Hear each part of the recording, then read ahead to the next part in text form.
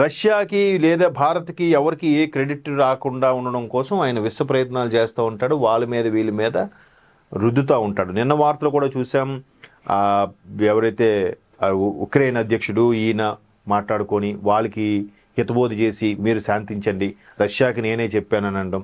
ఒకవేళ రష్యా శాంతి ఒప్పందాలు చేసుకుంటే రష్యాకి ఎక్కడ ఆ పేరు ప్రఖ్యాతలు వచ్చేస్తాయని చెప్పి కడుపు మంటతో వేరేలాగా మాట్లాడటం. ఇక్కడ చూడండి, యుద్ధం ముగింపులో అమెరికా ట్రంప్ ప్రతిపాదించిన 28 పాయింట్ల శాంతి ప్రణాళికపై వివాదం రేగుతోంది. ట్రంప్ తయారు చేసింది కాదని రష్యా రచించిన డాక్యుమెంట్ అని వివిధ వర్గాలు ఉటంకిస్తూ రాయిటర్స్ వెలువరించిన కథనం కలకం రేపుతుంది. ఆ కథనం ప్రకారం ఉక్రెయిన్ యుద్ధాన్ని ఆపేందుకు అక్టోబర్లోనే రష్యా కొన్ని షరతులతో ఒక పత్రాన్ని అగ్రరాజ్యానికి అందించింది. ఇక్కడ అమెరికా ఓడు అందరికీ మన మీద లేదంటే వేరే చైనా మీద రుబాబు చేసినట్టుగా రష్యా మీద రుబాబు చేస్తే కుదరదు.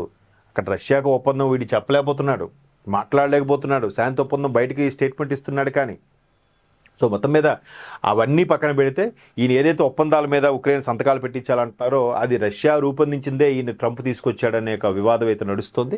సో దీన్ని కూడా మొత్తానికి వివాదాలకి కేంద్ర బిందువుగా మారాడు మన అమెరికా అధ్యక్షుడు ట్రంప్. సో అందులో 28 పాయింట్లన్నీ భయంకరంగా ఉన్నాయి. ఒక 9 పాయింట్లు తీసివేస్తే మేము ఈ శాంతి ఒప్పందానికి అంగీకారం అన్నట్టుగా కూడా ఉక్రెయిన్ ప్రకటించిందట.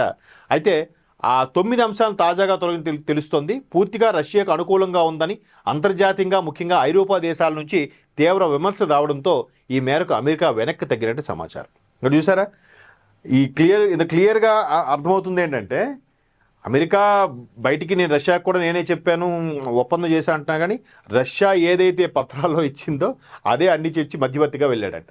సో రష్యాకి ఎదురు చెప్పలేడు, బాబు ఇన్ని పాయింట్లు పెడతాడు ఎలా సంతకం పెడతాడు కొంచెం మార్చిపోయాను ఈడే చెప్పచ్చుగా, చెప్పలేదు. అదైతే ఐరోపా సమాఖ్య ఉందో ఐరోపా సమాఖ్య విమర్శించడం, నువ్వు ఎలాగా ఉక్రెయిన్కి సపోర్ట్ చేస్తున్నావు కానీ రష్యాకే ఏం ఎదురు చెప్పలేకపోతున్నావు, అది పెద్ద దేశం అని నీకు భయమా అనే విమర్శలు రావడం.